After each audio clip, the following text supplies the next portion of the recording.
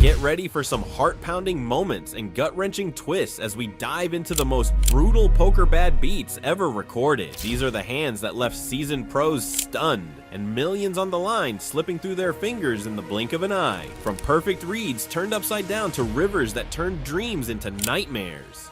You won't believe how brutal the game can be. Straight flush. I knew you had that hand. Oh, mamma mia. Let's get into the madness. I got a full house. In our first unforgettable showdown, we bring you two poker legends squaring off in a heads-up battle that could only be described as a clash of titans. Sammy Farha, the smooth-talking, cigar-chomping master of reading opponents, faces off against David Williams, a world-class pro known for his analytical mind and adaptability. Both players have earned their spot in poker history, with prestigious accolades and massive career wins. But even for these two seasoned veterans, this hand takes an unexpected and brutal turn. And then chips.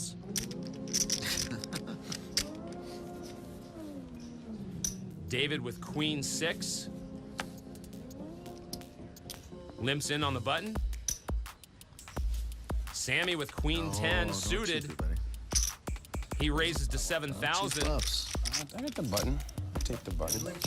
David calls. Again, we're seeing those raises a little bit bigger than most of the other players in this field out of Sammy. That time, 3.5 times the big blind. Queens full for Williams, and he's gonna get action because Sammy flopped trip queens. Uh-oh. Sammy bets 4,000 and Williams calls. 4 clubs on the turn. Sammy picks up an irrelevant flush draw. And both of these guys are checking it. Check, check. And the 3 outer on the river. Sammy makes queens full of 10s. Wowzers. He bets 15,000. This is unbelievable. David flopped the whole wide world, and Sammy caught up on the end. Williams raises to 35,000. With Sammy now holding an unbeatable full house, he controls the hand effortlessly. Meanwhile, David is sitting on a lower full house, a hand far too strong to even consider folding. The trap is set, and David is unaware that there's no escape from this cooler of a hand. This could get nuclear.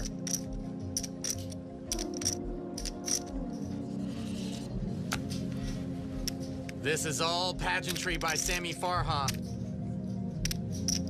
Always. The nuts versus the second nuts. Sammy raises. Bring some all in. David goes all in. Sammy calls and shows him the unbeatable hand. David's eliminated. Wow. Wow.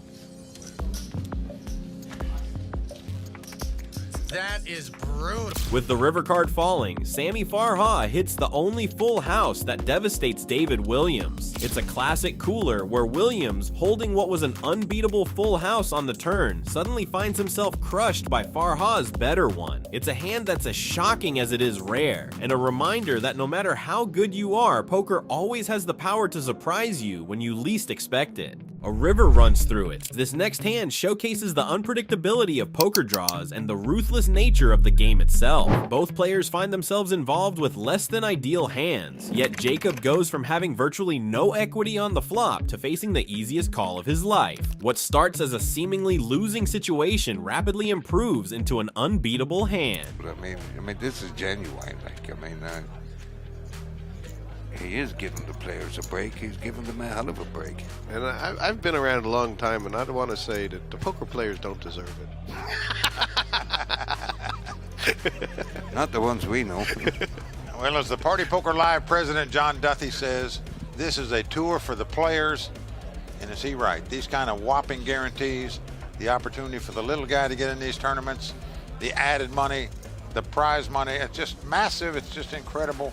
And if you're a poker player, believe me, it does open your eyes and you say, hey, you know, you want to support those people, and rightfully so. Yeah, if you don't, you're nuts. It was a bit of an action card on a dry board. Yeah, it looked like we're just going to peter out, and now everybody's got a little something. Go on, Jacob. Why call when you can raise? That's the man I know. Now the game is heating up. Jeremy fires 15 million with a pair of 8s, while Jacob counters with an aggressive raise, holding only a jack-high flush draw and no pair. Be slow playing the queen here, I think, right? I mean, it's not... Jeez, Jeremy's got an opinion. Oh, come a deuce. I want to see a big bluff. Come a deuce. Oh my God. Uh-oh. Oh, that's This is just gonna be cruel. Well, that's just cruel. This is gonna be. Wow, what a river card. On the flop, it was just 10 high against Jack high, with neither player holding much of anything. Now, there's little chance Jeremy escapes this one. He went stack size. It looked to me like 100 million, yeah? 115 million. I mean, it's God, I mean, the heart. It's an automatic call. I mean, there's nothing you can do about it. no-brainer. You have to call here. It was the Joker. The best card for Jacob, the worst card for Jeremy. There it was, a 10 on the river. The river delivers the perfect card for Jacob, transforming his hand from a long shot to the nuts. With an unbeatable hand in his grasp, it's an easy decision. He can't lose. It's the perfect example of poker's brutal swing, turning a hopeless situation into a surefire win with just a single card.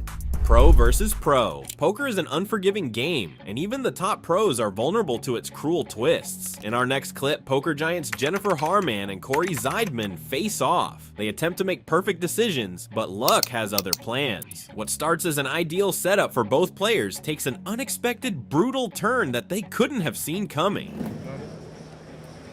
Corey Zeidman from Coral Gables, Florida, made a stud final table last year. 9-8 of diamonds. Call. Action on Brady Davis in his first World Series of Poker. He's 34 years old, from Illinois. You cannot get up from a table here, Lon, without tripping over an internet guy in a Red Sox cap. Things are about to heat up in a way you won't believe. Buckle up, because what's coming next is truly mind-blowing. 3 to our flop now. The flop, 10 Jack Queen Harmon with a set, but Zeidman flops a Queen High straight. Boy, that is the prelude to some fireworks usually. Davis checks over to Harmon, who's got a set of queens, and she bets 500 chips on Zeidman. 2,000. He raises it up to 2,000 with that straight. When you hit a board like this, it's a delicate balance between maximizing value and protecting your stack. Jennifer Harman is in a tough position with a strong hand, but her opponent's unpredictability means she's treading dangerous waters. Let's see if she can extract the maximum while staying safe. It's 1,500 more to Jen. That is a lot at this stage of the tournament. She plays it safe and just calls. Zeidman with the lead with his straight as we go to the turn. The turn is a 10 of diamonds. Harmon makes a full house. And there it is, a card that changes everything. That's the most devastating card in the deck. With the action now shifting to Corey, this hand is about to take a wild turn. Bucket if he believes that she has the full house already. I call. He makes the call. We're going to the river. Jen Harmon with a huge advantage. And now the river card. Oh, the perfect card for Zeidman. The 7 of diamonds gives him the straight flush. And he even checks it again, which an amateur would do, to make sure he's got it. Wow. Only a couple of hands could possibly beat Jennifer's full house at this point. Will she come out on top, or is the nightmare just beginning? Action on Jen Harmon, who has the full house. She makes it 3,000 to put Zeidman all in. Why is Corey acting as if he's agonized? I guess I could do a lot of sightseeing if I lose this hand. You can't lose the hand. All in. It's over. That was a slow roll, no doubt about it. He even joked about taking a vacation if he lost the hand. Zeidman takes the pot. Straight flush. I knew you had that hand. Oh, mamma mia. It was hard to get off. I'm like, gosh, I flopped the straight. I'm like, ace-king is the only hand that's going to beat me now. Don't put a 7 of diamonds up there. Nice hand. Thank you. Come on, a little for that. Yeah, all right, yeah. Jennifer's been told she looks like she's in pain when she... Corey is acting like everything went according to plan, but you can see the shift in his demeanor once he realizes how lucky he just got. It's clear he knows he dodged a bullet. Moments like these are what make poker so unpredictable and thrilling. There's never a dull moment when the drama unfolds like this. This hand is a lake. This next hand is one of those rare moments in poker that feels almost cruel. So Rule Measy and Phil Lake both find themselves all in pre-flop, and incredibly, they're holding identical hand. At first glance, you'd think it's a guaranteed chop, but when two players are all in with the same hand, luck still has a way of playing its own game. Phil doesn't feel like it. I don't think Phil's folding. Right, he can't fold.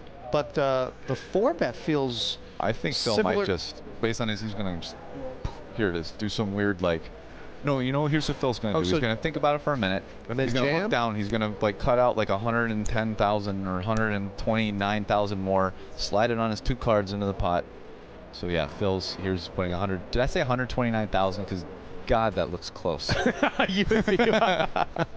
You are. Hold on. It's actually quite scary how connected you are to the underpinnings of his brain. Seat 7 rates 125. God. All right. I mean, I might have to leave the booth now. You can get the next guy to come in here. Seat 1 re-raise all in top.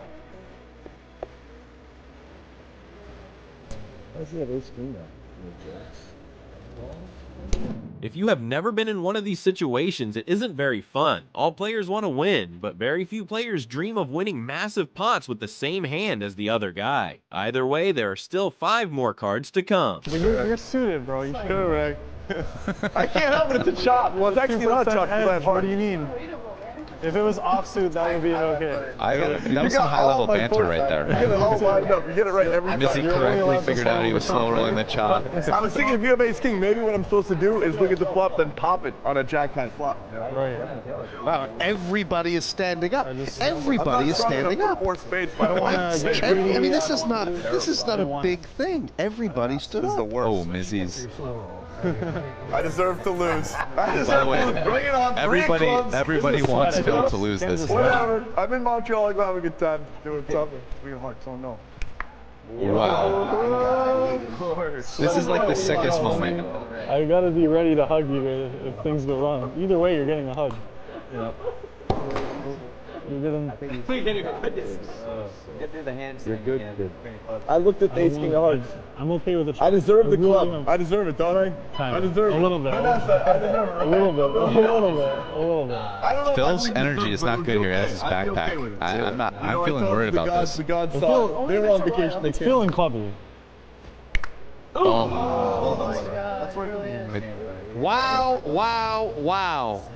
And that is not the Premier League for... One of the most painful scenarios in poker, the same hand, not the same outcome. So Rule and Lake likely should have been splitting the pot, but a series of unfortunate board cards left So Rule on the losing end. But in poker, likely to rarely guarantees anything. An absolutely devastating turn of events, and another reminder that sometimes poker just isn't fair.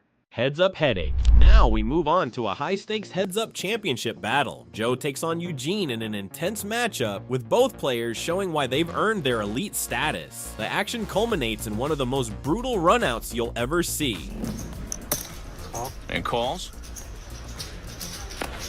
Ace-10 of diamonds for Eugene. Check. He checks. Chong taking a bit of a different approach here, not raising the button. And Eugene has flopped the nut flush. He's got the royal flush draw. Not that he needs it. Jacks for Joseph. That job has bet 1,600. And Chong calls. Now give Eugene credit. By having bet the flop, he makes it that much more difficult for Joe to... Eugene is slow playing his ace-high flush, a clever move when you're up against seasoned players. By underplaying his strength, he's looking to trap his opponent for maximum value. However, this calculated risk is about to backfire in a big way. Put him on the flush. Who would bet the nut flush on the flop, right? It's a tough turn card for Joe. He has made 3 of a kind and bets 3,000. And that's, of course, because Eugene checked it to him, which is a fantastic check. He's reeling Joe in here. Oh, rivers of 4 of spades and a full house for Chong. Are you kidding me? This is the first pot we're seeing in this match, the nut flush against a boat. Kachalov is checked. Chong bet 6,600. There is a pair out there, but you can't expect Eugene to just call, and in fact, you see the raise to 18,000. Joe is loving this. I'm all in. Yeah, and he's going to try to put Eugene all in. Oh, that look said it all. Eugene knows with the pair out there, the nut flush is vulnerable. And if you've got the nut flush, what is Joe shipping it with? I feel like a little if I just called you with this. And Eugene lays down the ace-high flush. Joe needed to hit back-to-back miracle cards to take down that hand, and incredibly, he did just that. But what's even more shocking is Eugene's ability to lay down his ace-high flush in such an outrageous spot. It's the kind of insane bad beat that leaves players speechless and reminds us why poker is so unpredictable. The emotional roller coaster of watching Eugene pull off that improbable fold after such a brutal runout is exactly what keeps people hooked on the game. Boulevard of Broken Dreams. In this clip, poker icon Tom Dwan shows an uncanny ability to anticipate what's coming. With a strong hand, he pushes all in, but fate has other plans. As the cards play out, you can feel the tension building, creating the kind of high-stakes drama that poker fans live for. It's a moment that showcases the unpredictability of the game, where even the best instincts and strong hands can be turned upside down by the turn of a card. There's bound to be some action this level. Especially when the blinds are about to go up and people know it. See you like now. I think you qualify too, Tom. You know, He's all in. Roland's gonna call. Even though they're first and second, I mean, not one of them is gonna be a huge tip leader. It's just the way it is. just saying, I mean, it was early in last match. They were still six-handed when Roland made a raise with the eights and Dwan moved all in and he folded. But this is completely different, oh, right? It's way different. I mean, the blinds are so much higher. You It's said no so instant fast. call. How can you ask how much it is and then say no to ace queen? Tom's expression gives away his unease. He knows he's the underdog in this hand, but it's clear he's feeling something more. A sense that trouble is looming just beyond the horizon. 316,000, there's the ace! Oh, and the ace. Good game. All right. Not yet, not yet. Not yet, buddy. I mean, I'm like Got point straight one. outs. Good game. Wow, he shook the hand.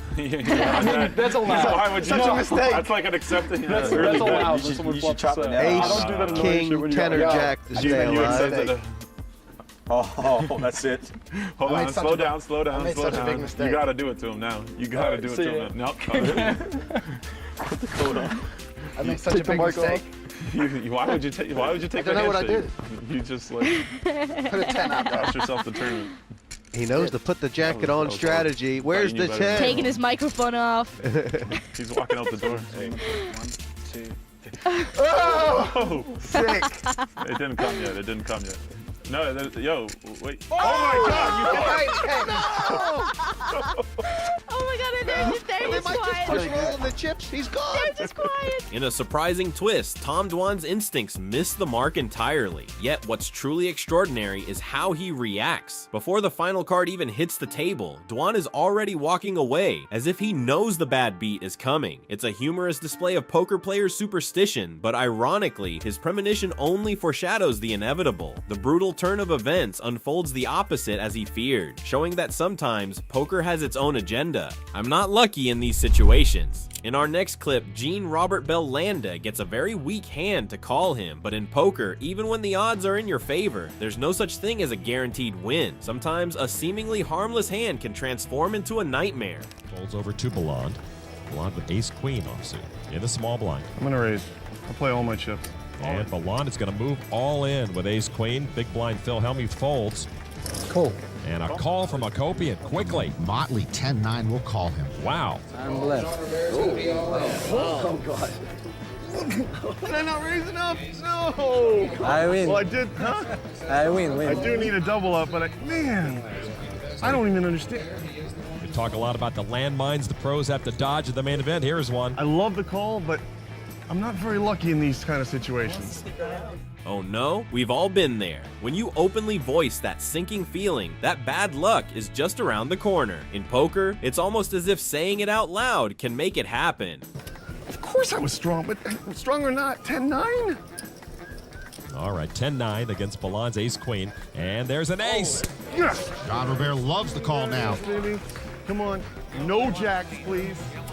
Now Gene has a premature celebration. He's absolutely tempting the poker gods on this one. No jacks and no sevens. No jacks, no sevens, and I don't need any more pairs. It's a 6. That's the card I'm talking Not about. over yet, John sir. Robert. Did I tell you that you look very handsome today, sir? John Robert, he could still hit a 7. Akopian with a straight draw. Belland thought it was over. Almost, Jean Robert. John Robert, ladies and gentlemen.